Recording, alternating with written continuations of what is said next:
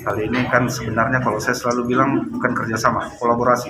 Ya, kolaborasi dengan dinas perumahan ini salah satu salah satu strategi yang kita dari Bank Sulselbar untuk memasarkan produk KRIS.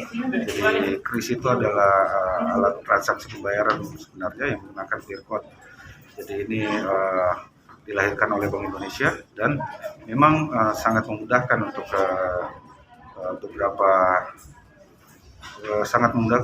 beberapa sarana pembayaran. Jadi, salah satunya adalah rusunawa karena dalam penghuni rusunawa itu kan mereka punya beberapa kewajiban, misalnya pembayaran rusunawa itu sendiri, listrik, air dan sebagainya. Nah, kami mempermudah sarana pembayarannya melalui KRIS ini. Seperti itu.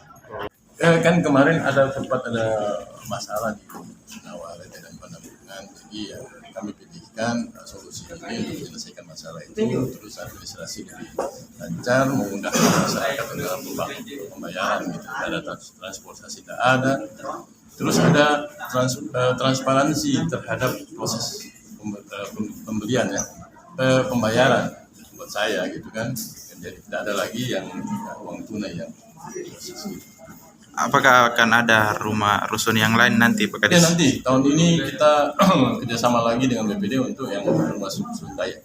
Oh, berarti 3 rusun ya Pak Ya, Kadis kita untuk tahun ini? Punya 3 rusun, satunya lagi Dayak. Oh, berarti semua untuk tahun ini Pak Kadis untuk anunya itu Ya, sosialisasi ininya. dua-duanya.